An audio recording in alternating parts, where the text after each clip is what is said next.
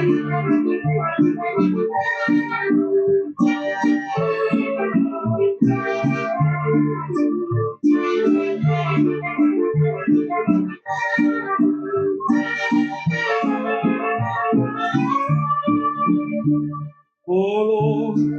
a hierba quemada, olor a establo y a pino, animales que descansan y algarabía en el camino, una campana que tañe un horizonte de... Muy buenas tardes, y estamos aquí nuevamente con ustedes en su programa Latidos del Campo, con una invitada y colaboradora muy especial, Eli Espino, la queretana.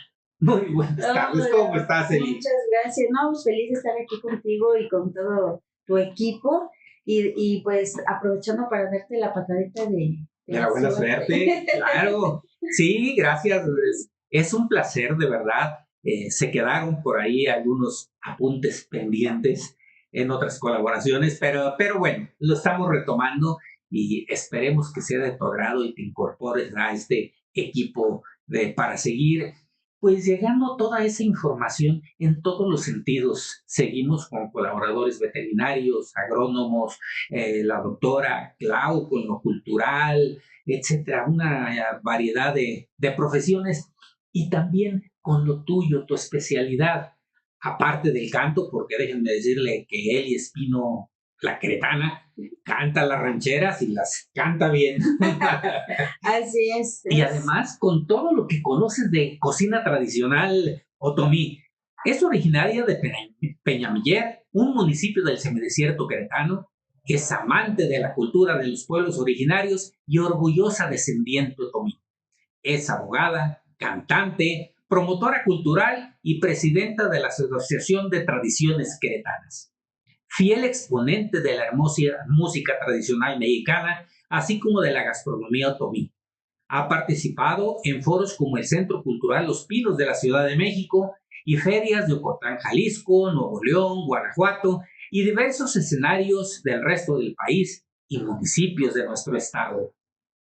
En el 2009, participó en las investigaciones realizadas para estructurar el expediente de la UNESCO, con el que México fue galardonado con el nombramiento de Patrimonio Inmaterial de la Humanidad por su extensa, variada y, sobre todo, contar con un cúmulo de historias memorables que vislumbran sabores y olores de nuestra cocina mexicana, en la que se encuentra incluida la cocina otomí del estado de Querétaro, y fiel representante porque además tiene un negocio que se llama Banquetes Creativos, Eventos, y su especialidad es la cocina otomí y además temática porque es muy especial. Ya nos platicaron de ello. Claro que Adelante, sí, no, pues muchas gracias, qué bonita bienvenida, qué bonito recibimiento. Sí, efectivamente ya llevamos muchísimos años de trayectoria. Fíjate que desde que yo tenía aproximadamente unos 18 años, sí, empezamos con el tema de rescatar nuestra cultura de nuestros orígenes, que es del semidesierto queretano. Y pues empezamos a través de la música a difundir en diferentes formas, en diferentes escenarios.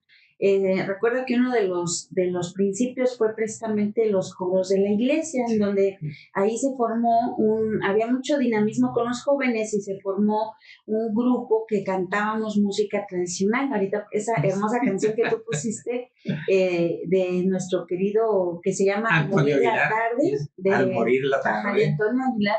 Ese estilo de música era el que tocábamos, éramos puras mujeres, puras jovencitas, vestidas tradicionales con nuestras faldas largas, bordadas, y lástima que ese proyecto no tuvo mucha duración, pero fueron mis primeros indicios e inicios de dar a conocer, a promover nuestra cultura, y ya de ahí, bueno, todo un camino largo, ¿no? Hasta el día de hoy, que hemos estado participando y hemos estado realizando muchas cosas. Ahorita hay un buen proyecto que te quiero platicar, a ver si colaboramos al final. Con mucho gusto. Ahí con la Universidad del Valle de México, tenemos ahí una posibilidad de hacer muchas cosas con ellos en muchos temas respecto a la cultura otomí. Y efectivamente, pues, una de las cosas que me ha llevado a rescatar, seguir investigando sobre la cocina tradicional, es que tuve la oportunidad de ser gerente de calidad por allá por el año 2008. Sí. Y desde ese entonces empezaron a hacer cuestiones de investigación. Fue un proyecto que lo lideró la organización a nivel nacional, Canirac a nivel nacional, en colaboración con los gobiernos de los estados y en colaboración con mucha más gente que chefs reconocidos, que por cierto, la chef Patti Quintana fue la que en aquel tiempo, ella fue la imagen de la cocina mexicana tradicional y pues se le dio el nombramiento como embajadora de la cocina mexicana.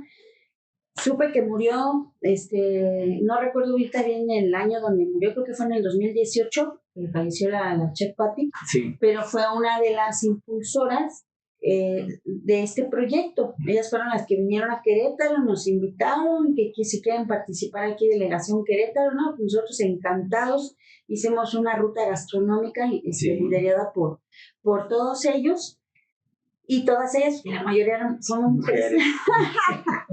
Y fue muy interesante porque fue un viaje lleno de conocimiento en relación a la gastronomía. O sea, nuestro enfoque fue más gastronómico, pero sí también hubo aspectos culturales alrededor de todas estas presentaciones. Fue un viaje muy pesado porque fue en varios días, pasamos por varias ciudades, se recorrieron pues 5 estados en una semana. Sí. Pero al mismo tiempo pues se fue recolectando como lo más sustancial, aunque desde mi punto de vista sí nos quedamos cortos un poco porque la cocina tradicional de todos los estados, de toda nuestra república, la vas a conocer más en los pueblos y en las comunidades.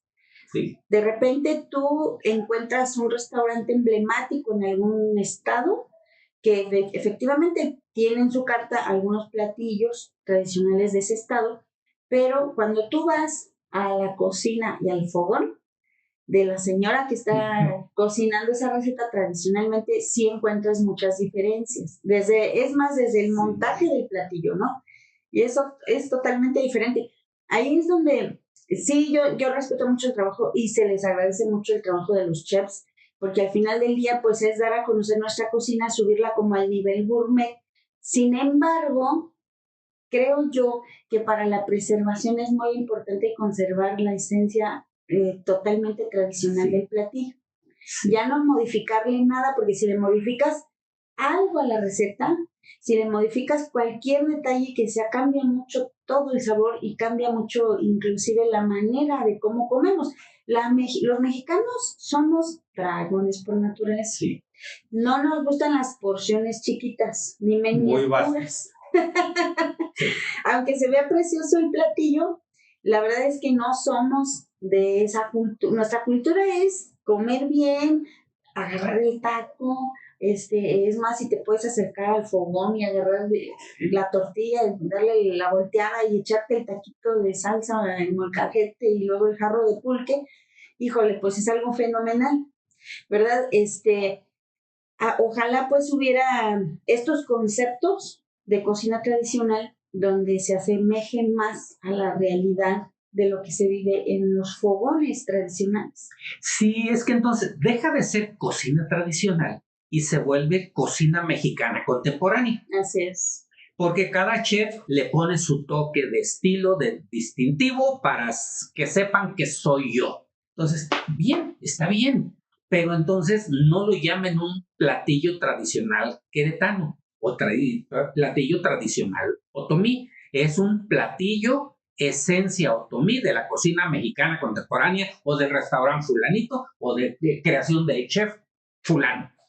Pero sáquenlo, desencasíllenlo, porque de otra manera pasa lo mismo que en un restaurante típico que está aquí por Ezequiel Montes, que los platillos ya llevan su toque de presentación gourmet. Está bien, de la vista nace el amor, pero las enchiladas queretanas no llevan adornitos si se las come uno en el pueblo. Así es. Por ejemplo, la tostada de arriero, que esa la he visto en restaurantes, presentada en restaurantes. Sí. Sí, el tamaño es totalmente diferente porque la tostada es grande y es una tostada que se elabora con maíz quebrado y se tuestan las brasas de la leña. Sí, lo que quedó del Sí, fuego. no es en el comal. Esas brasitas, ahí van directamente la tortilla y es darle vuelta y sacar la tostada que inclusive de unos laditos viene como tostadita más y más carbonizadita, pero eso es lo que le da el sabor muy especial a la tostada. Entonces yo la vi en un restaurante que es mucho más chiquita y va en aceite, Sí. dorada en aceite. Como si fueran tostadas de esas que usan para los tutopos. Exacto. Y esa no es la No es lo original, no es lo porque original. además ya le cambia el sabor. Claro, el aceite es completamente otro tema, ¿no? Entonces, sí es importante, bueno, que hagamos esa aclaración, como bien lo dice el doctor, de saber, esta es cocina fusión y esta es cocina auténticamente otomí, tradicional.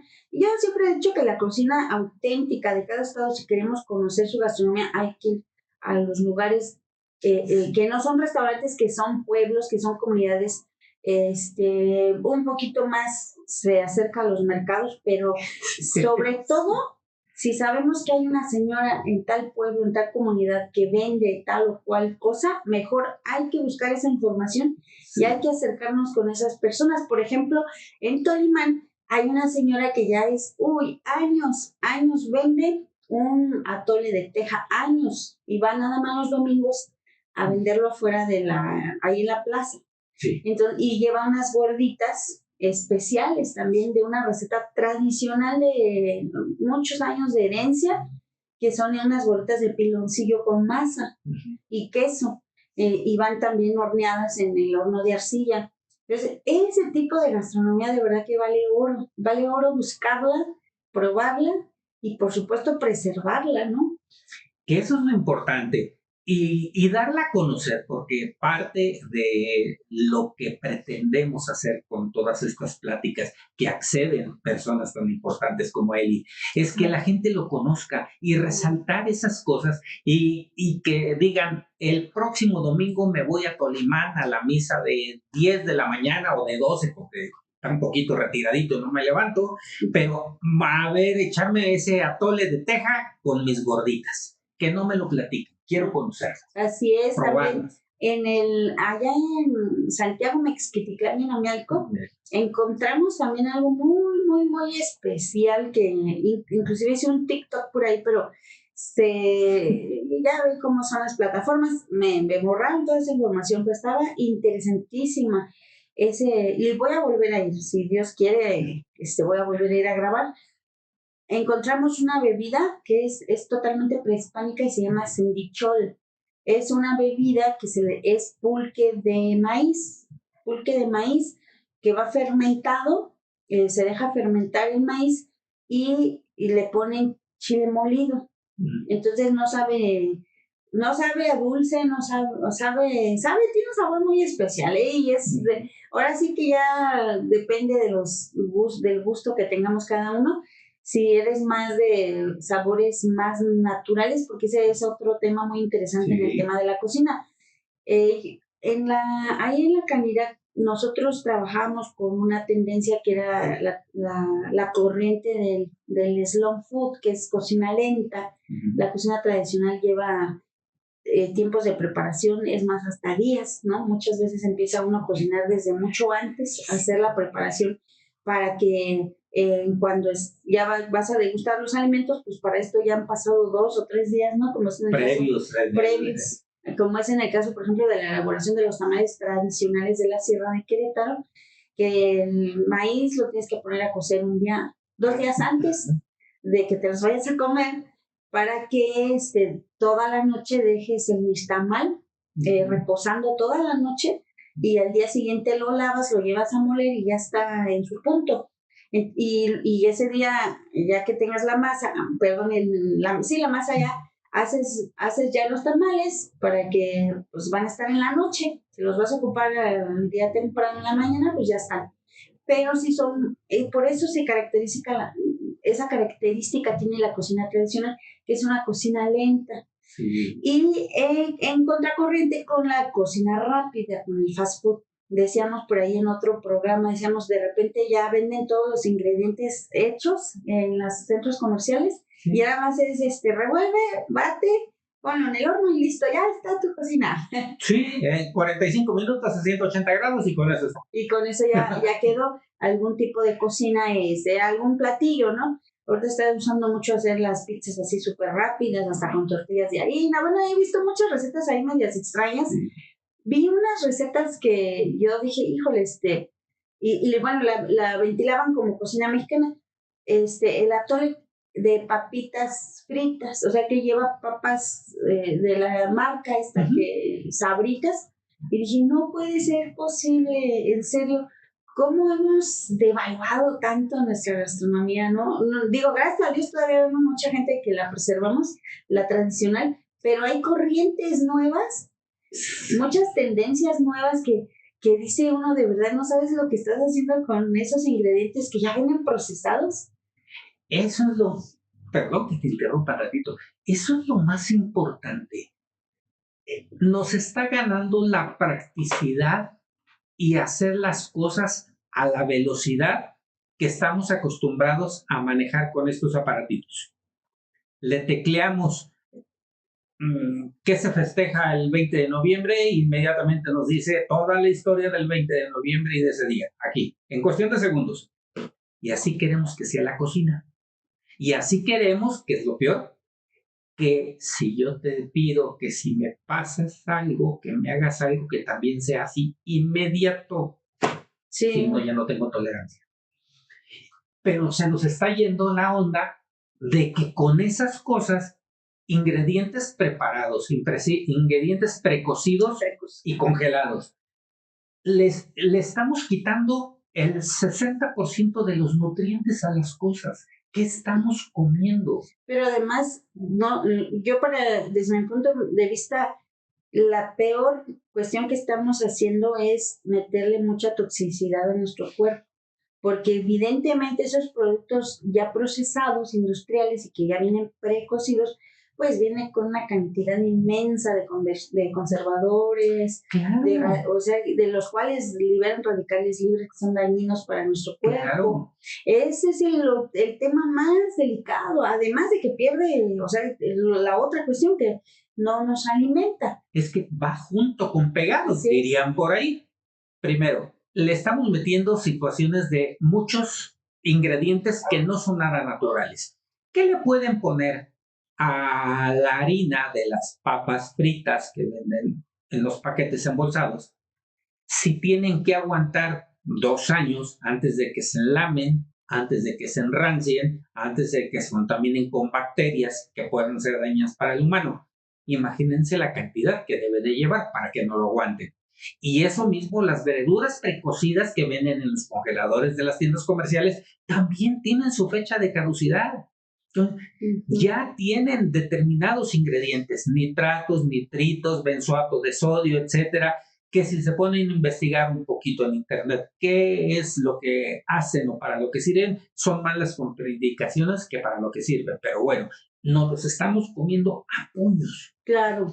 Y si además entendemos que una fruta natural, vamos, una zanahoria, tiene una X cantidad de nutrientes. Cuando la cocemos, pierde pues una parte de sus nutrientes. Así es. Luego la metemos a congelar, le ponemos sus ingredientes que la conserven bonita para que no se haga pachiche, etcétera y demás, y la metemos a congelar. Cuando la descongelamos, pierde otra cantidad de nutrientes, pero no nos la vamos a comer así porque la guisamos, la volvemos a cocer con todos los ingredientes que le vamos a poner, el pollito y demás. Vuelve a perder otra cantidad de nutrientes. Entonces, ¿qué estamos comiendo? Una cuarta parte de los nutrientes originales que tenía esa zanahoria. Así es. De hecho, y eso rebota en que nos estamos malnutriendo. Nuestro sistema inmunológico está débil porque somos enfermizos. nuestro sistema inmunológico está débil porque somos alérgicos ahora a cualquier cosa, el aire, el polen, el pelos de gato, el perro, la lluvia, a la vida y a todos somos alérgicos ya. Pero ¿cómo podemos hacer que nuestro cuerpo responda si cada vez le metemos menos nutrientes y más productos chatarra o ingredientes tóxicos con radicales libres, efectivamente, como lo mencionaste, que si alguno de nosotros tiene un factor hereditario de cáncer, ¿por qué nos da cáncer? Claro, claro. Por todo eso. Claro. Sí, es totalmente cierto lo que menciona, doctor. Al final del día, ¿qué tipo de alimentación estamos teniendo en las ciudades, sobre todo en los lugares donde por la rapidez que vivimos del día con día, queremos que las cosas sean rápido en el momento, ya no le damos tiempo a nada, ¿verdad? Yo, por ejemplo, les pudiera dar un tip que es muy nutritivo y es rápido, es muy rápido. Yo lo que hago, por ejemplo, para un desayuno nutritivo en la mañana, compro verduras, acelgas, por ejemplo, que es totalmente verde, ¿sí? Que lleva infinidad de nutrientes. De entrada, hacer un batido, nada más bien desinfectar las verduras, pero hacer un batido, ponle las verduras que tú quieras y las frutas que tú quieras, y va a ser totalmente nutritivo en la mañana, ¿no? Un licuado, ya algunos le dicen jugo verde, le ponen la piña, le ponen las verduras verdes, el perejil, el nopal. Yo tengo mucha sábila plantada, entonces a veces le pongo la sábila, etc. De entrada eso es, además de nutrición, es medicinal, inclusive. La sábila tiene unas grandes propiedades y muy interesantes, importantes para todo nuestro cuerpo, para el sistema digestivo y demás. Pero además en el desayuno, yo corto por ejemplo, agarro un manojo de acelgas, las lavo, las pico crudas y ahí mismo hago un omelette. Y si quiero que se conserve al máximo sus nutrientes, pues nada más meto las verduras, doble el omelette y arriba le pongo una salsa de jitomate, también hecha a mano, ¿no? Ya sea en la licuadora, en el molcajete, como sea. Y es muy, muy nutritivo porque no estamos cociendo la verdura, la estamos comiendo prácticamente así verde. Nada más estamos dando el acompañamiento con el omelette de huevo. Le quiere dar un toquecito especial, póngale tantito queso Oaxaca. Sí, sí, a mí me encanta el queso ranchero fresco. Sí, es polvoreadito entre las espinacas, le da la dobladita al omelette y uy. Sí, muy sano. Bueno, y ahí estamos reteniendo casi la mayor parte porque recordemos que las verduras son hidrosolubles, se disuelven en agua, ¿sí? Entonces, si las ponemos, por eso se recomienda que se cocen al vapor, para que no disuelvan sus vitaminas en el agua. Pero que los haces caldo y ahí se van los nutrientes. Ya se van los nutrientes. Pero bueno, en la cocina tradicional otomí tiene otra característica, además de ser una cocina en donde se utilizan ingredientes que nos da la madre tierra. Por ejemplo, los quelites, por el lado de Amialco, son muy comunes en las comunidades originarias. Desde chiquitos a mí me han contado las señoras otomís que las abuelitas las sacaban a recolectar la planta, iban y cortaban en la mañana bien tempranito los quelites, y también así lo hacían acá en el lado del semidesierto con mi mamá. Y bueno, en el semidesierto no se da el quelite, pero había hay zonas en el semidesierto que se da hasta la guayaba, como en el tema del Tolimán. Cerca de las acequias de agua. Así es, ahí sí se dan. Ahí se dan. Sí, ahí se dan. Entonces, de repente acá sí encontrábamos quelites también, sobre todo al lado de, porque recordemos que por allá nos pasa un río, nos atraviesa un río en el semidesierto. Sobre todo por ahí que nos quedaba cerca el río, por ahí encontrábamos quelites. Entonces se cocinaban, mamá los cocinaban, riquísimo, con cebollita. Ahí, bueno, yo hubo cierta pérdida de la vitamina, sin embargo, como es directo, o sea, es de la recolección a la cocina, pues ya no pasamos por todo ese procedimiento, ¿no? De aditivos para la conservación. Así es. Sino que es del día. Es del día. Se cosechó ahorita y se desayuna o se come. Exactamente. Igualmente que la recolección de otros ingredientes, Ya para nosotros los postres maravillosos del semidesierto, los garambullos, no hombre, una delicia.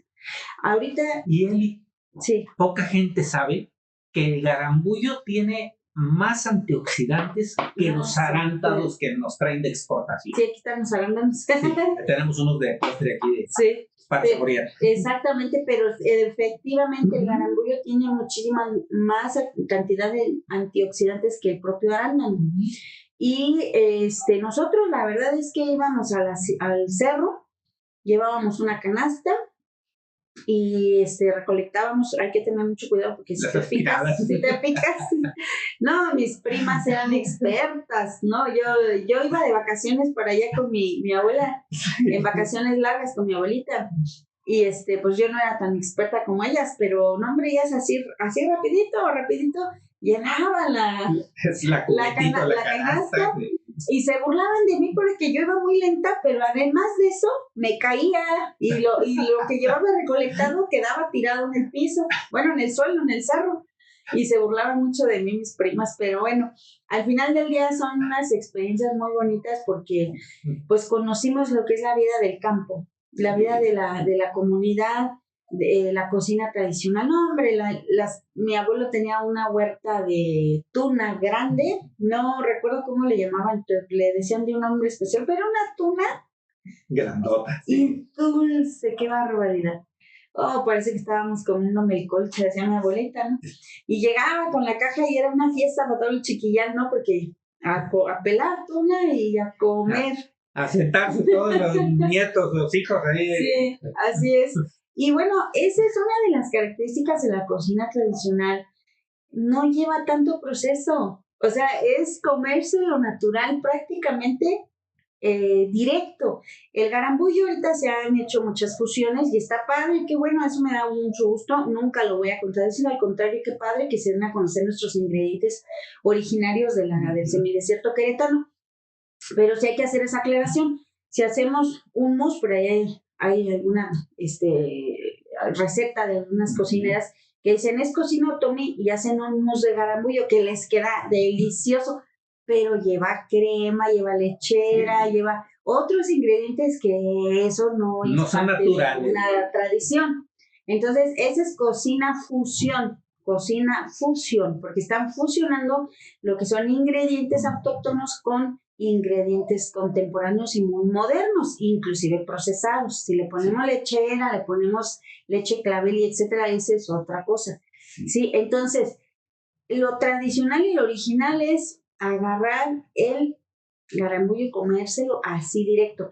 Yo cuando hemos dado eventos de cocina tradicional no tomé y que les damos los postres, siempre que es temporada, les damos la tuna, diferentes tipos de tuna, los ponemos así en un platito muy bonito, pero van diferentes tipos de tuna porque hay una variedad intensa de colores y sabores. colores y sabores. Está una tuna que mi mamá le decía, claro, tienen su nombre científico, pero nosotros la conocemos como la tuna tapona. No, hombre, es una delicia esa tuna. Rojo intenso. Y acamotadita, sí. Entonces, la textura... Masudita. No, es una delicia. La pitaya, Dios mío, es una delicia. Entonces, para eso, la verdad es que ya no necesitamos, y la original, si nosotros le queremos mostrar al turista, a nuestro cliente, cómo se come en la sierra, es dárselo al natural y hacerle una demostración de esa variedad. Garambullos, tunas, pitaya, que esas prácticamente eran nuestros postres. Recientemente estuve hablando con una tía de allá porque sí tengo esa preocupación de hacer un recetario, doctor, ya lo había yo comentado en programas anteriores con ustedes. Que es muy importante que todo eso se quede documentado, porque me estaba diciendo que hay una receta, bueno, la familia tiene muchas recetas todavía por ahí que se están perdiendo, que inclusive pues no recuerdan exactamente el nombre de cómo se llamaba, pero es una receta que lleva leche natural de cabra, con chile molido, ¿sí? Entonces, está muy interesante. Sí voy a hacer ese proyecto el próximo año, si Dios quiere, para que por ahí si nos ven la familia Mata, la familia Olvera, bueno, hay muchas familias de por allá de la sierra que tengan recetas, es un llamado que les estoy haciendo en todos los medios. Quienes tengan recetas auténticamente tradicionales, no hablemos de cosas muy contemporáneas que los guajolotes, que si se llaman guajolotes, que si se llaman papas. Eso no es parte de la cocina tradicional otomí. Eso es cocina que ya nosotros adoptamos porque los guajolotes, que se bautizaron aquí como guajolotes, pero pues se aprendió de la Ciudad de México, que allá son los pambazos. Entonces, eso no es parte de la cocina otomí tradicional. Es cocina mexicana, que ya adoptamos aquí en Querétaro y le dimos nuestra personalidad, al igual que a las enchiladas queretanas, ¿no? Pero el punto es, estamos buscando y estamos tocando ahí como que al oído de las abuelitas que todavía tienen por ahí recetas que nos quieran compartir y les damos sus créditos porque también se trata de eso. Es muy importante. Se trata de contar la historia del platillo, de dónde es el platillo, de qué zona es y que nos hagan una narrativa de cómo la elaboraba la abuelita, o sea, la familia, de dónde salió esa receta y darles el reconocimiento precisamente porque es un antecedente cultural, histórico, trascendental que viene de generación en generación. Fíjate, cocina tradicional queretana y otomí o de otras culturas, no necesariamente nada más la otomí, pero capítulo Tolimán, capítulo Cadereyta, capítulo Jalpan, capítulo Amialco, y congregas toda esa comida del estado en un compendio. Lo interesante, a lo mejor no es tanto la receta, es la historia que viene atrás de esa receta. A lo mejor era la bisabuelita que preparaba o ese atole o esos panecitos para el Día de Muertos y no los volvía a hacer en todo el año. Así es. Esos tamalitos para Navidad, exclusivamente Navidad. Y así se volvían las costumbres de esos platillos. Este platillo es nada más para esta fiesta, este para el patrono del pueblo. Y es lo que se hacía. Y no se volvían a tocar hasta el siguiente año, ¿no? Y además, toda la ceremonia que era el ir a recolectar, se había que recolectar, lo que había que ir a conseguir al mercado, pues al mercado, todos los ingredientes para empezar a preparar todo ese platillo. Sí. Porque además es todo un ritual. Se vuelve un ritual en cada platillo. Son los platillos ceremoniales. Sí, se han hecho estudios, por ejemplo, del lado de Tolimán, hay un poquito más de investigación de algunas universidades, algunas chefs, antropólogos, porque va precisamente muy relacionado el tema de las ceremonias, de las festividades, con los platillos ceremoniales y aunado aquí es un platillo de recolección y es un platillo donde lleva todo un proceso, y lleva una acción de permiso, una acción de gracias, va involucrado, inmiscuido en una cosmovisión de la comunidad, de una forma de vida, de compartir, de empatizar, de celebrar en comunidad. Entonces, eso yo les aplaudo a Tolimán porque, por ejemplo, es algo que lo han preservado. Tolimán es uno de los municipios que está reconocido a nivel internacional precisamente por su ceremonia que dura su fiesta más grande que tenemos en Querétaro, en México y en Latinoamérica. 3 meses dura la festividad del levantamiento del chimal o el del chimal, y que se organizan por cuadrillas, son 5 cuadrillas que en el transcurso de esos 3 meses van haciendo sus propias festividades en sus comunidades, y que el último día se juntan todas estas cuadrillas y hacen un gran festín, que es cuando se hace el levantamiento del chimal. Por ahí entrevisté, porque los invito a que revisen mi canal de YouTube, ahí tengo algo del chimal. ¿Cómo se llama de una vez? Tradiciones Queretanas. Tradiciones Queretanas, revísenlo. Sí, exacto. Fuimos hace 3 años a hacer el levantamiento de tomas y entrevistas, y me encontré con una persona ya de la tercera edad, otomí, totalmente ella, y me platicaba que esta tradición del chimal no es a partir de la conquista. O sea, que cuando llegan cuando llegan los españoles, ellos ya tenían esa tradición, pero ese se hacía totalmente diferente. Hay un cerro, estamos hablando, para ser más específicos, no es Tolimán, es San Miguel Tolimán, que colinda con Tolimán cabecera. Entonces por ahí inclusive fuimos al cerro. Hay un cerro que tiene una historia tremenda sobre cuestiones de nuestras comunidades prehispánicas que allá hacían unas ceremonias y tenía, o tiene, sigue, para la gente que todavía es descendiente, sigue teniendo ese valor, cosmovisión en el sentido de las deidades en ese Y lo cerro. espiritual, Y lo espiritual, claro. Y lo divino. Así es. Entonces, por esa zona se hacía el levantamiento del Chimal, que es un cerro que está ahí, y luego, bueno, pues échate unos 3 kilómetros caminando, pero ahí está. Y en este sentido, la señora me decía que ella recordaba, estamos hablando con una señora de 80 y tantos años, Sí. y me comentaba que ella recordaba que el Chimal era más pequeño, era una estructura más pequeña, y que evidentemente la esencia se sigue conservando porque es una acción de gracias para la madre tierra, el agua, el sol, ahora sí que los elementos que nos dan vida, y se ofrenda la cocina, lo que nos da, los ingredientes también que nos da la madre tierra. Pues acá en esa fiesta que fuimos, vimos que tenían ahí, se le amarran a la estructura, pero ahora la estructura ya cambió. Y es una gran estructura, ya mide aproximadamente 25 metros, Sí, y se elabora muy con grande. un material que se llama xotol o sotol. Es un material que también se recolecta en el cerro y se va tejiendo. Y es muy fuerte ese material, se puede hacer hasta casas, con ese material, es muy fuerte. Entonces lo van tejiendo, pero es una cosa impresionante cuando se levanta, no es una estructura grandísima, participan todos los jóvenes, niños, jóvenes, adultos, desde que lo van levantando y van avanzando, y luego ya lo ponen ahí en la plaza central en una estructura, lo acuestan y ahí lo vayan con mezcal. Perdón, aguardiente, porque acá de este lado es el aguardiente el que es más común.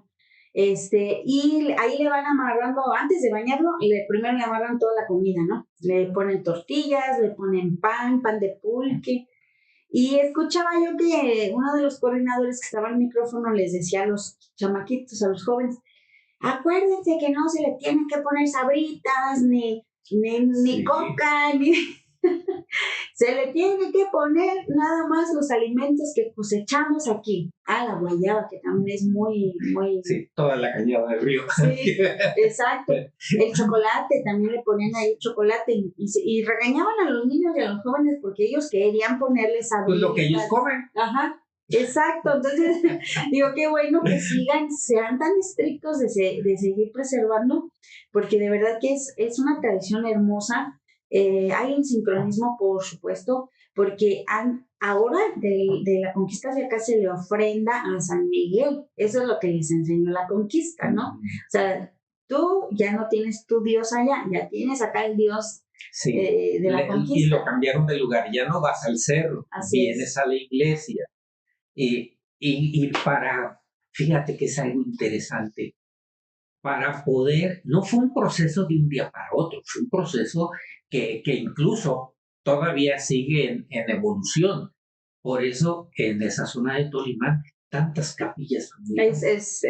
Y en muchas de esas capillas son su propio cementerio familiar también. Entonces, ahí no llegó a concretarse como aquí en las ciudades, que ahora sí, pues vamos a rezar y vamos a la iglesia y se acabó y ya, no hay de otra. Ya no nos vamos al Cerro de Sangremal porque ya ni cerro hay. Y la pirámide del pueblito, pues ya dejó de ser cerro también y dejó de ser pirámide. Bueno, pirámide ahí está, pero a medias y ya es parte de propiedad privada, entonces ya no se puede pasar. Claro. Y la otra museo, y tampoco, y ahora tiene horario para entrar, entonces, bueno, ya no se puede. Pero qué interesante cómo sigue en evolución todo eso, de verdad. Y esa parte cultural, esas capillas que además es impresionante, cómo las tienen, los rituales, lo que la gente hace, es de verdad con una espiritualidad y mucha sensibilidad hacia lo divino, porque para ellos es lo divino.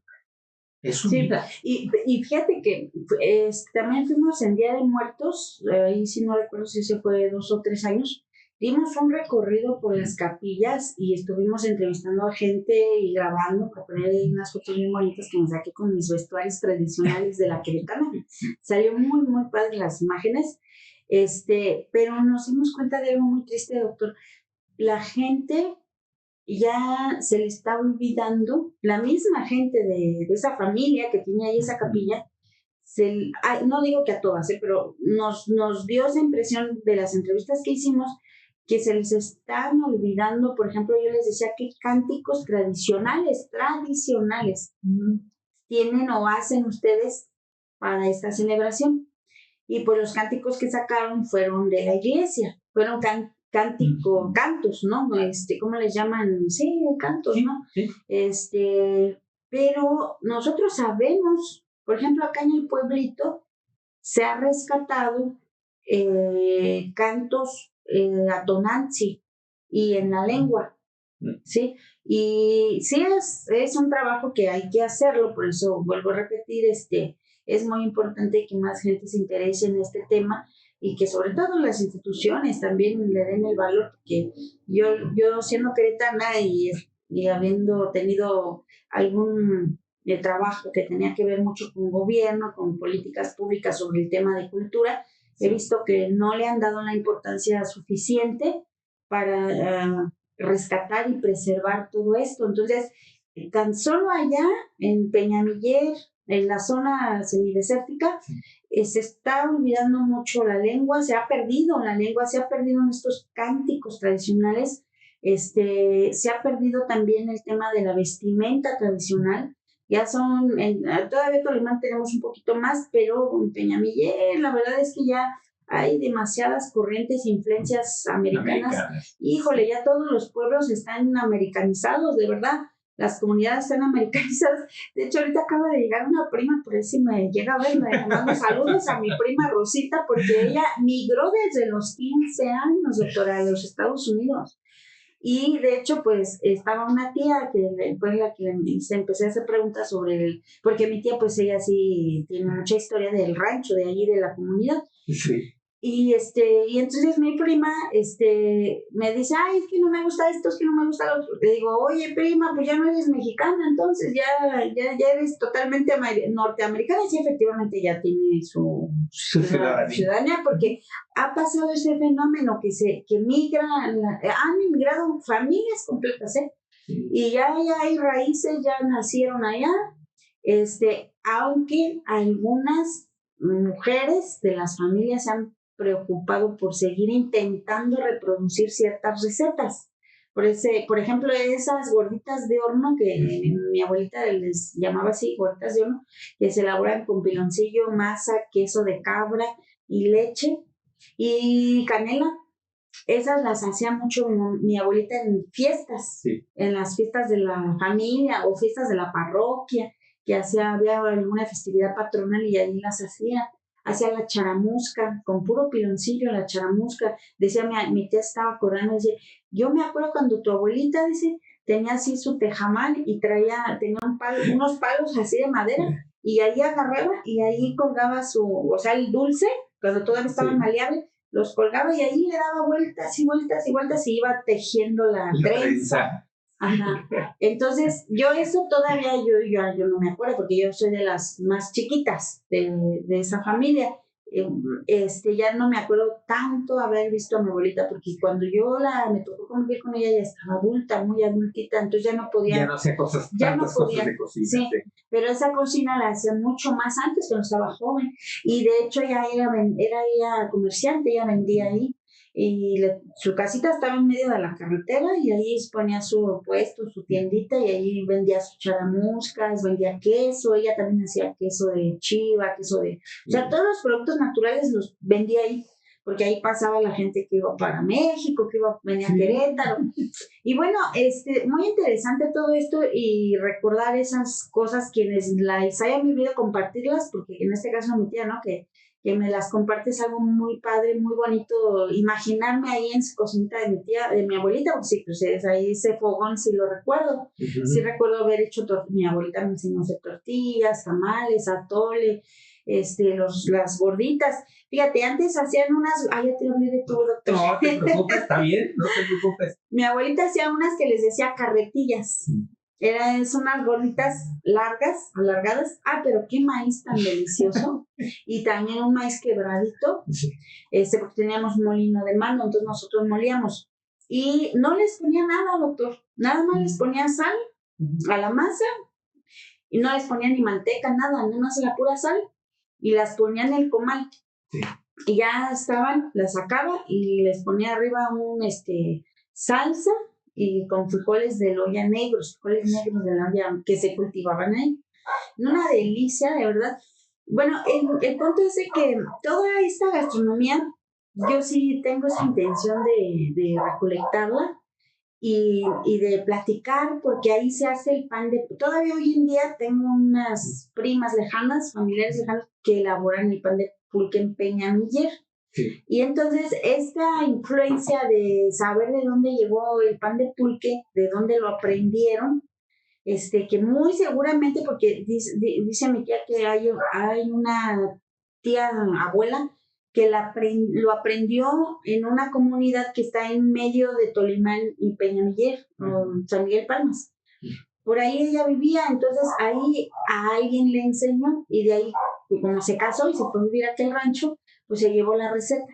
Sí. Y entonces ahorita lo siguen haciendo y siguen comercializándolo porque lo hacen y lo llevan a vender a las tiendas de Peñamiller cabecera. Entonces, de alguna forma, y lo siguen cocinando con ella, Sí. Todavía. Sí. Es lo tradicional. Entonces, bueno, al final del día, qué importante sería recolectar todo eso porque no tenemos, hay algunos libros de gastronomía tradicional queretana, unos que sacó la Universidad Autónoma en conjunto con algunas otras escuelas de gastronomía, pero hay algunas recetas que no se reconocen como, bueno, nosotros que somos nativos, no las reconocemos como tal porque ya vienen ciertos ingredientes que dices, a ver, espérate tantito, ¿de dónde salió la mayonesa? ¿No? O sea, dices la mayonesa. Mantequilla. Ajá, exactamente. La mayoría sí la reconocemos. Pero también traigo esa duda, doctor, con respecto a los garbanzos en amarillo, que se hicieron muy famosos en cierta temporada, en cierta época, pero recordemos que los garbanzos en amarillo viene, uno de sus ingredientes principales es el azafrán. ¿De dónde viene el azafrán? Es importado. Así es. No es mexicano. Entonces, exactamente. Entonces, podría decir que ese platillo podría ser otomí. No lo sabemos, ¿verdad? Ese puede ser ya producto del mestizaje. Así es. Llegó un hacendado que traía en su cocina ese ingrediente y se les ocurrió agregarlo y de ahí nació ese garbanzo en amarillo. Sí, entonces, por ejemplo, si nos vamos a ser más estrictos en la investigación de algún tipo de platillo, sí sería muy interesante que, digo, es un sueño, ojalá se pueda hacer, que participen también otras disciplinas, ¿no? Como la antropología, la sociología, la historia, y poder hacer una investigación interdisciplinaria para inclusive decir este platillo viene de un mestizaje, de ahí nació aproximadamente en tal época, con estas circunstancias culturales, ¿no? Y tener como identificado ese platillo para que no nos vayamos con la finta de que, es que los garbanzos en amarillo son de la cocina otomí. Totalmente, o sea, sí se adoptó, es como hablamos de los guajolotes, o sea, nosotros lo tenemos adoptado desde cuándo, ¿no? Pero realmente nuestra cocina tradicional de cuál es y a partir de qué épocas o este platillo empieza a tener esas influencias y se crean a lo mejor otros nuevos platillos. Entonces, es una constante evolución en la gastronomía. Sí, pero sí es importante porque entonces es un platillo tradicional de una zona, pero no es original otomí. Así es. No llega más allá de... Exactamente. A mí yo cuando conocí, porque les soy honesta, ese platillo de los... que están deliciosos. Eso sí es una... Es una ricura, esos garbanzos en amarillo. yo cuando los empecé a conocer, que fue precisamente por cuando ya estaba yo grande, cuando ya estaba trabajando, cuando fui gerente de la canera, y los escuché que traían en el libro, y fuimos a una de los recorridos, y los probé, pero a mí luego me dije, a ver, espérate. Se brincó ese ingrediente. Sí, porque Pues sí. nosotros, por ejemplo, en Peñamiller tenemos un similar que es totalmente desconocido y ese sí es completamente muy tradicional con ingredientes De ahí. muy originarios. Se utiliza el maíz. El maíz ya sabemos que es nuestra base alimentaria desde hace... Y de muchas partes de México. Ajá, y porque nuestros antepasados prehispánicos fueron los primeros en que empezaron a cultivar el maíz, al igual que la cacao o el cacao. Entonces, esos garbanzos que nosotros hacemos en Peñamiller llevan masa, llevan nopales de cerro y se guisan con chiles secos. Entonces, podríamos decir que es un símil de algún platillo en Michoacán que se le llama chile atole, pero nosotros acá no lo llamamos así. Nada más le llamamos garbanzos con chile rojo. Así es, o sea, así es de natural. De sencillo. De sencillo, pero es un platillo también muy rico, sabe delicioso ese platillo, pero no lleva azafrán, o sea, no son ingredientes propios del lugar. Eso es lo que hay que dejar marcado. Sí. Y tristemente sí se ha confundido muchas cosas porque pues han entrado la tendencia de las corrientes modernas de la gastronomía, modernas han entrado escuelas de gastronomía en este tema. Y yo considero que varias recetas sí son auténticas, tradicionales, pero muchas recetas pues, hay que investigar más y hay que definir y dejar claro, ¿no? Fíjate, ¿qué tan bueno sería que le dieran una etiqueta de como el certificado de origen, como el tequila, como algunos vinos, el coñac, el champán, a determinados platillos? Pero sí, con toda esa investigación para poderlos determinar. Y vamos, dentro de la investigación podría haber también, así como sugeríamos, el capítulo cadereita de la comida tradicional, el capítulo Tolimán, el capítulo Ezequiel Montes, que haya el de la cocina mestiza.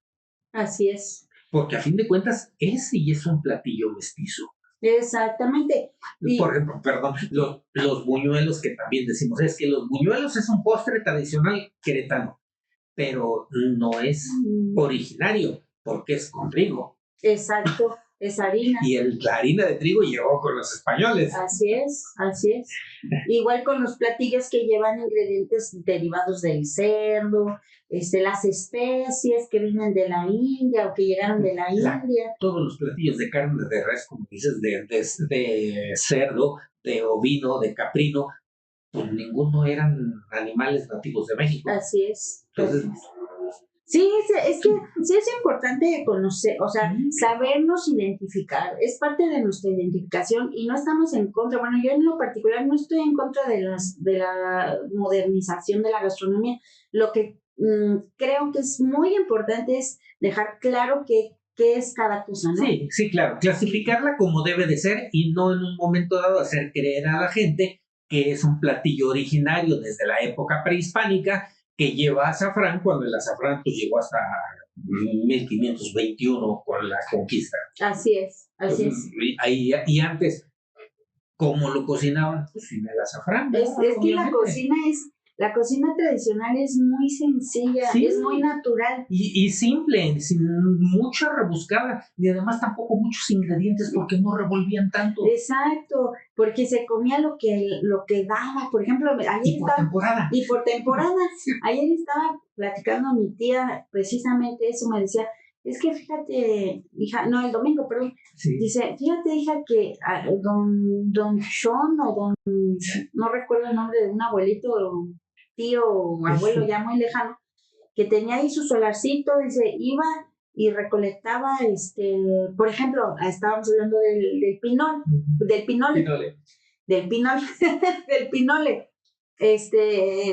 Decía, hablábamos del mezquite, que se hace un pinole, tipo pinole con el mezquite. Decía, no, pues él no tenía más que comer. Iba y agarraba las vainas del mezquite y las tostaba y hacía atole y hacía esto y hacía lo otro con la vaina del mezquite. ¿Por qué? Pues porque comían lo que había, lo que cosechaban, lo que se daba, ¿no? Los mentados chilitos de las De las biznagas, nagas, ajá, los nopalitos chabeles. tiernos de diferentes tipos de nopalitos. Exacto, y los nopales, estos, ¿cómo se llaman? De la tuna de la toma también, o sea, es un nopal muy grande, no me acuerdo ahorita cómo se llama ese nopal, está gruesote, corazones les llaman, los corazones. No, hombre, saben deliciosos y tiene otro sabor muy diferente al nopal, y esos sí son más babosos todavía. Los guamichis, El guamichi de temporada. Entonces, por ejemplo, los chabeles, que son la flor de sábila, esa también igual la cocinan, la hacen capeaditas, son gorditas o bueno, ya últimamente las están haciendo capeadas con huevito, pero anteriormente las echaron así a la mexicana, así con chilito, cebollita. ¿Cómo le llaman a la flor de la palma? Allá para Tamaulipas le dicen chochas. Uh-huh. La palma esa larga que crece y Sí. que da un racimo blanco así Blanco, grandote. sí. Esa también en Sí, su no, pues temporada. nosotros la conocemos como flor de palma. Ujú. El quiote también era algo que también, delicioso, ¿no? Hornearlo. Exacto, ese sí llevaba como el proceso de hornear, pero al final del día, son platillos que, híjole, son totalmente naturales y que no, como dices, doctor, no son tan rebuscados ni llevan tanto ingrediente ni nada. Entonces, ese tipo de cocina es la auténtica, la tradicional otomí. Ahora, fuimos algún tiempo pasado a Los Pinos a presentar cocina tradicional otomí. Llevamos la tostada de arriero. Yo llevé esa sopita que tristemente nadie la pela. ¿Por qué? Porque pues no se le ha dado la misma difusión como a los garbanzos en amarillo, por ejemplo, que hasta en el cine salieron, ¿no? Como cocina otomí. Entonces, yo les decía ahí a los de cultura, miren, es que pruébenla, esta es de allá. No, ni me pelaron con la sopa con los garbanzos, con chile y masa. Pero hay que seguirlo difundiendo, o sea, hay que seguirlo haciendo. El punto es de que, ¿qué llevamos el platillo allá? Llevamos el atole de ceniza, que ese es del lado de Amiaco, porque iba una compañerita, Rosita Dorothy, un día te la voy a traer. Ella es hablante otomí, ella. Es una cosa deliciosa escuchar el otomí. Ella ha preservado el atole de ceniza, también es una receta antigua que lleva maíz negro, se hace una masa con ese maíz negro, pero cuando ¿cómo se llama? Sí, bueno, nosotros le llamábamos deshojar. El olote queda, o sea, ya queda el olote, lo ponen a carbonizar a la leña, que se haga carbón, se muele en el metate y ese polvito se le pone al atole y queda negro el atole. Y ese se llama atole de ceniza y es una receta también muy antigua. Entonces llevábamos ese atole, llevábamos el guajolote, el mole en guajolote, sí. Llevábamos la tostada de arriero y la sopa de ¿cómo se llama? De masa, con masa y nopales. Entonces se acercó la señora y así como que cara de medio así, dice, ¿y eso qué es? No, pues mire, es una tostada, lleva así, porque le damos toda la explicación, ¿no? Esta tostada se hace con maíz quebrado, se pone en las brasas, pues a ver, dame una para probarla. Ay, pero no le pongas la salsa. Pero no le pongas esos nopales. Pero no le pongas, el chiste es que se llevó casi la tostada sola. Casi sola. Y luego ella dice, ay, qué X. Y le digo, no, sí, la verdad sí me moleste porque, o sea, ¿cómo es posible que nosotros mismos los mexicanos agredamos tanto o seamos tan agresivos con nuestra cultura ancestral? Entonces le dije, mire señora, esta cocina es cocina tradicional, cocina completamente natural. Y estas tostadas, imagínese usted el proceso que se lleva. Primero hazte el nixtamal, luego hazte la masa, luego hazte las tortillas y luego hazte la tostada. No. Y te faltó y le hubieras dicho, Ahora cierre sus ojitos y trasládese a 1500. Así. Bueno, a lo mejor los arrieros no tan lejos, pero a 1700 que había arrieros, Sí. 1800, que era cuando los arrieros de mulas y bestias se llevaban todo. Trasládese a esa época y pregúntese, ¿había refrigeradores? ¿Había para hacer carnita asada y barbacoa? ¿Había los ingredientes que usted quiere? Por eso son tostadas de arriero, porque se hacían con lo que los arrieros iban cosechando día a día en su andar hasta donde tenían que llevar la carga, para que entienda la idiosincrasia de ese platillo. Exacto. No, es que de verdad nos hace falta mucha culturización, doctor. Es que estamos acostumbrados a que en la ciudad todo está rápido, todo lo conseguimos. Hay nopales. Ya quisieras probar esos nopales, de verdad, todos los días. Saben muy distinto a los nopales de cerdo. Sí, de verdad. Y sentimos que porque tenemos acceso a luz, a agua, a servicios públicos, a muchas cosas, y eso nos da una comodidad, nos hace sentir superiores, pero cuando un citadino vamos al campo, les pasa lo mismo que a nosotros o a la gente de campo como cuando viene a la ciudad. No es su elemento, no es su medio. Claro. Ya quisiera yo que fueran porque me ha tocado hacer esas caminatas, de llegar a una casa en una comunidad y que le digan, ¿sabes qué? ¿Te quieres bañar? Sí, estoy acostumbrado a bañarme todos los días. Muy bien, ahí están tus 2 cubetitas. ¿Y ves allá abajo donde se ve el arroyo? Camínale y te traes tus 2 cubetitas y las metes en ese cuartito para que te bañes. No, y eso sí hay cuartito. Y a veces sí hay cuartitos y no ahí al intemperie, o ahí te bañas y ya cuando llegaste a la casa estás sudado otra vez. Exacto. Fíjate, doctor, que qué bueno que mencionamos ese tema. El contacto de nuestros pies con la tierra tiene un efecto energético y es curativo. Es que equilibramos. Nuestra tierra y nuestra naturaleza es tan sabia que caminar descalzo en la tierra es un intercambio energético. Nos quita lo que no nos sirve y nos da lo que necesitamos. Así es. En Amialco están haciendo los baños de bosque. Uh-huh.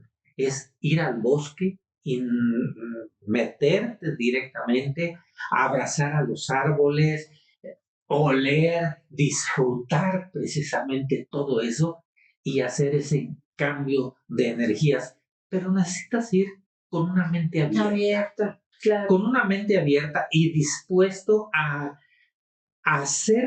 dejar sentir a tu cuerpo, bloqueando tu mente de tantas cosas negativas que traemos, tantos tabús, tantos paradigmas que nos ha enseñado la misma sociedad. Esto es malo, eso no lo debes hacer, esto no lo toques, que trae uno la mente así y después no la deja ser libre. Claro. Y también hemos caído en una zona de confort y de sentir y de querer o de exigir siempre comodidad, una comodidad que es un pensamiento creado precisamente por la misma sociedad, porque la comodidad para una persona que está más acercada a la parte espiritual con la naturaleza puede ser estar acostado, desnudo, claro, a que te dé el sol. Dormir en el petate. Pues es que así fíjate que mi mamá, mi abuelita, ellas tenían mucho ese hábito de dormir, de salir un rato al sol, acostarse en un petate, porque ellas pues traían, bueno, inclusive yo traigo esa tendencia de como que reumatismo, algo así. Entonces, ellos a mi abuelita le ayudaba muchísimo, ya cuando estaba ancianita, ella le gustaba mucho acostarse y le disminuía sus dolores muchísimo en sus huesitos. Entonces, la asimilación de la vitamina D, doctor, es precisamente la exposición al sol. Exacto. Puedes comer, y la fijación del calcio, van ligados. Así es. Puedes comer calcio en cantidades estratosféricas e ir con el doctor que te haga una densitometría ósea y decirte, tienes hipocalcemia, tienes huesos porosos, no estás asimilando el calcio. ¿Por qué? Pues porque ahora nos la pasamos todo el día encerrados en 4 paredes y no salimos al sol. Porque ahora nos han dicho que exponerte mucho al sol te provoca cáncer de piel. Claro. Y ya no nos asoleamos. Tan benéfico. Es algo tan sencillo y tan simple que necesita nuestro cuerpo. Pero además también es importante decir una cosa. El sol de la ciudad es distinto al sol de campo abierto. ¿Por qué? Porque acá estamos cobijados con un techo de contaminación. Sí, tenemos un filtro de mugrero ahí. Así es. Entonces, la verdad es que pues los invitamos a que vivan esa experiencia. Yo he escuchado a veces manifestaciones que dicen, ay, no, qué flojera, y que los mosquitos y que no sé qué, porque a mi pareja le gusta salir a hacer camping, pero yo no, yo prefiero el hotelito y esto, no sé qué. Digo, se respeta cada quien sus gustos, sin embargo, creo que para efectos de sanación, sí sería importante darnos la oportunidad de acercarnos un poquito más a esta cosmovisión, porque todo esto viene derivado precisamente de una cosmovisión de nuestros pueblos originarios. Que por cierto, por ahí vamos a participar en una ceremonia. Todavía no tengo la fecha y el día, pero sí, va a estar avisas, increíble. Y luego nos la vienes a platicar también para darle a conocer, si podemos tomar imágenes, todo, y vemos cómo se las hacemos llegar a la mayor cantidad de gente que se pueda. Claro. Son las cosas que se tienen que difundir mucho. Sí, y de verdad que, bueno, hemos tenido la oportunidad de participar en algunas ceremonias de este tipo, con hermanos que se han dedicado de lleno a preservar y que no han dejado, sino de generación en generación han conservado esta cosmovisión, que es una cuestión de energética impresionante y llega uno renovado acá a la vida cotidiana, que es tan pesada, doctor, el tráfico, los problemas que nosotros mismos nos generamos en día con día. Digo, yo me dedico al derecho. Sí, y vaya que te toca lidiar con problemas ajenos. Exacto, es puro problema todo el tiempo.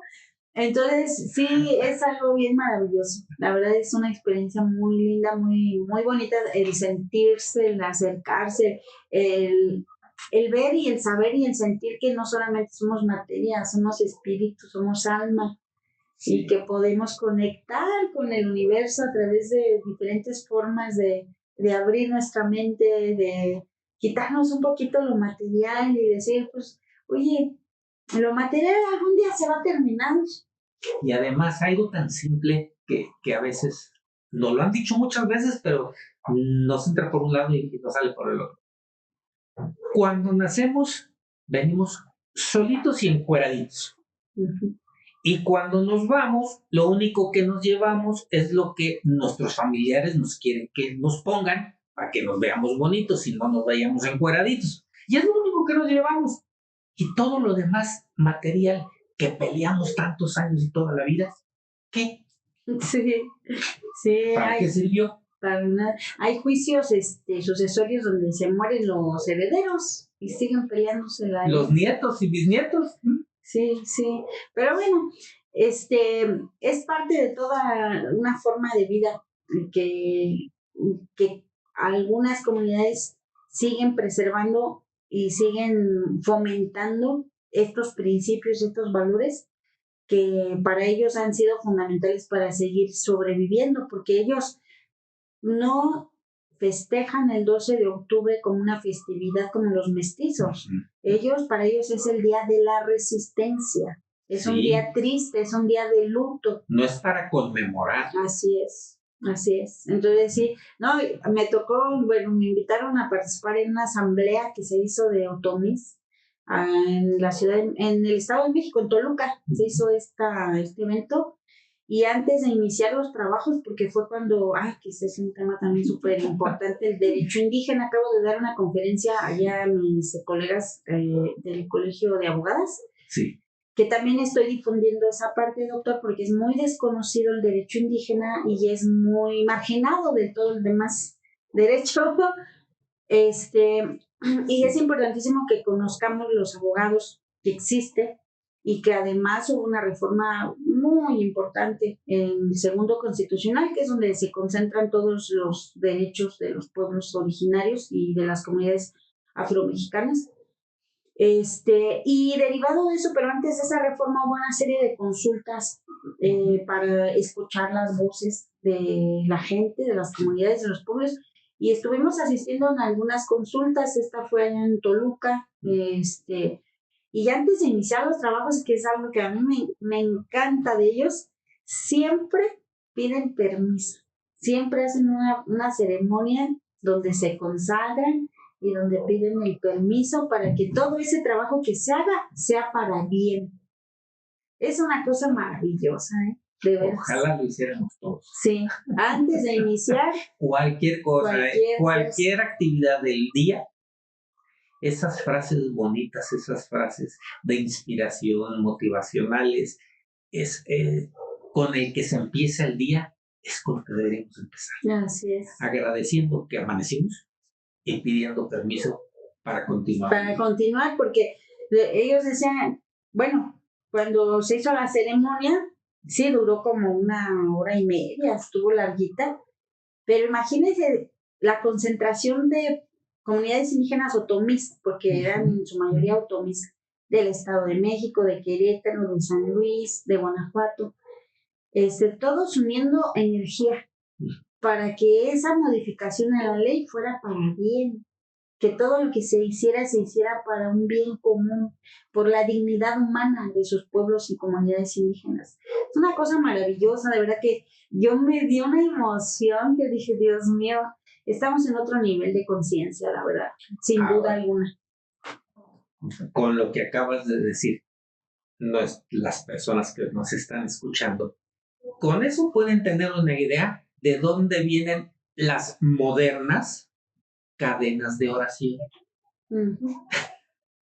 Exacto.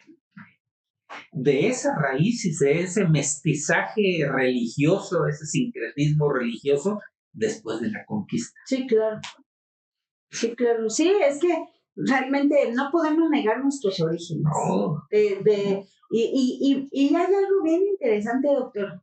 Las comunidades y pueblos originarios que siguen preservando sus rituales, su cosmovisión, ellos saben de dónde y usted lo sabe perfectamente bien, bueno, perdón, tú lo sabes perfectamente bien, su modelo es la naturaleza.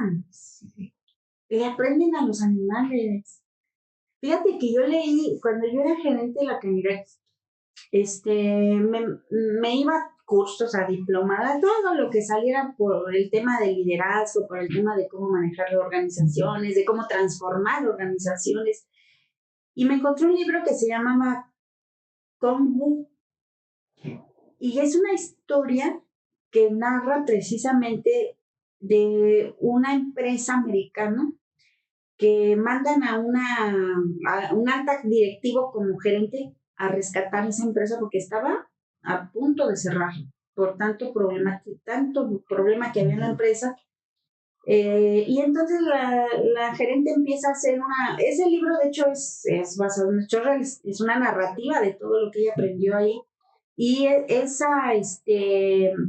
todos los departamentos eran un caos, pero el único departamento que actuaba, que producía, que tenían un esquema de trabajo muy, muy, muy, muy bueno y eficiente, estaba liderado por un indio americano. Entonces ella empezó a observar todo bueno, primero fue muy rechazada porque era mujer, ¿no? En esos tiempos, en esa época todavía no se veía mucho el liderazgo de las mujeres. Y entonces después se acerca y empieza a observar a este señor y empieza a ver cómo era un mecanismo de premiación en lugar de sumisión. era democrático, las decisiones que se tomaban eran democráticas y era como un engranaje que caminaba de cierta forma y de cierta manera muy constante, pero esas eran las características principales, el aplaudir, el reconocimiento al esfuerzo, a los logros, tenían hasta un sistema ahí que si producían algo, hacían fiesta ahí en un segundo, ¿no? Entonces ella empezó a preguntarle, ¿de dónde sacaste ese sistema? ¿Dónde lo aprendiste? Pues si tú eres supervisor, era supervisor enseñante, y la empieza a llevar a su comunidad, porque él era indio nativo, y la empieza a llevar a su comunidad y la empieza a llevar a observar los gansos. Y luego de los gansos saca un aprendizaje, después de las ardillas, luego de las hormigas. Y no, hombre, una cosa tan impresionante de verdad de sabiduría. Y entonces la mujer, o sea, fascinada con esa enseñanza, empieza a aplicarlo. Al principio tuvo mucha resistencia porque además la discriminaban y señalaban mucho a ese señor, al supervisor, por ser indio, por ser un nativo. Y el punto es de que él empieza a ayudar y entre los dos empiezan a reconstruir la empresa porque le dieron un tiempo para, si no la iban a cerrar. Un límite de tiempo. Ajá. Y finalmente lo logran la reconstrucción de toda la empresa, pero la filosofía y la enseñanza tan hermosa que es precisamente cómo la naturaleza tiene una forma de moverse tan sabia que de verdad nosotros somos como a veces ciegos, no queremos ver lo que tenemos enfrente, y si lo pudiéramos replicar en nuestra vida cotidiana, en nuestra vida diaria, sería fenomenal y cambiaríamos muchas cosas, ¿no? Interesantísimo, sí. Eli, pues bueno, ya nos echamos un buen ratito en esta plática. Ya hasta nos salimos de eso. Sí, no, pero a fin de cuentas todo va ligado con las tradiciones, con nuestras costumbres, con el respetar esas tradiciones, sobre todo sin cambiarles nada, para que sigan siendo auténticas y originales. Y si te late por ahí cuando vayas a hacer ese proyecto de gastronomía tradicional y me invitas, yo te ayudo. Ay, muchas gracias. Cómo podemos colaborar y cómo podemos hacer algo por ahí. También me gustaría que en un programa más adelante nos platicaras acerca de banquetes creativos. Se llama Creativa Eventos. Creativa Eventos, sí. Porque es increíble lo que hace, cómo presentan esos banquetes de comida tradicional, pero integral, con su vestimenta, con todo. Entonces, le platican a las personas, a los comensales en ese banquete, el origen de ese platillo para que sepan precisamente qué están comiendo, por qué lo están comiendo y lo nutritivo y lo complejo a veces que es conseguir determinados ingredientes para que le den ese valor real del platillo, que aparentemente es sencillo y simple, pero que tiene toda una historia atrás. Sí, y además también adornamos esos eventos con la música tradicional y con el baile popular tradicional, que es el huapango, que nada más para hacer también igual una definición, el huapango también es derivado de un mestizaje, ¿sí? Entonces, pero sí es muy tradicional allá en la sierra, se baila mucho en las fiestas, sí, entonces también se lo mostramos a los comensales, cómo se baila, cuál es nuestro son, y bueno, pues se van con un muy buen sabor de boca cuando nos han contratado ese tipo de servicio, porque además las cocineras también van y están ahí trabajando en vivo y les damos una bienvenida en otomí. Qué padre. Bueno, ese es otro tema que queda por ahí pendiente, que nos platique precisamente todo eso, porque va a ser impresionante y seguramente en esta temporada se les va a antojar contratarla para los eventos de las empresas, de las escuelas, familiares, incluso cuando se reúne la familia. Vale la pena revivir nuestras tradiciones. Claro, también tenemos los menús internacionales. Sí. Y en diciembre hacemos los paquetes de pavo, que son también totalmente caseros la receta. La receta. Y bueno, pues también tenemos a la queretana, el sonido. Con el paquete completo, cantando Eli Espino, la queretana. Pero ahora lo más importante, ¿dónde te pueden contactar? Sí, tenemos el teléfono 44240814 y 442663, perdón, 698395. Muy bien.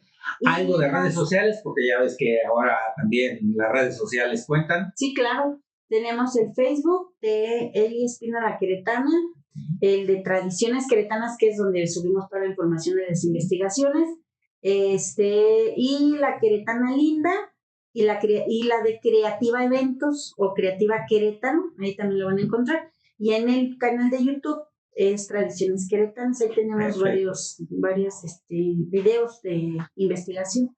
Perfecto. Pues bueno, muchísimas gracias. Espero que les haya gustado esta plática y quedamos pendiente con Eli Espino, la queretana, algunos otros temitas que seguramente van a ser de su interés. No, muchas gracias por la invitación y mucha suerte. Que sigan mucho este proyecto que vale mucho la pena y con gente como tú que eres apasionado de estos temas y que sobre todo estás aportando algo muy valioso para la sociedad. Muchas felicidades. Gracias y esperemos de verdad que te unas a este equipo y podamos difundir todo esto que nos encanta. Muchas gracias. Gracias. Los esperamos aquí en Latidos del Campo. Suscríbanse al canal de YouTube, Latidos del Campo en Querétaro. Denle like a la campanita para que les lleguen todas las notificaciones de este y otros videos que vamos a estar grabando para todos ustedes. Gracias.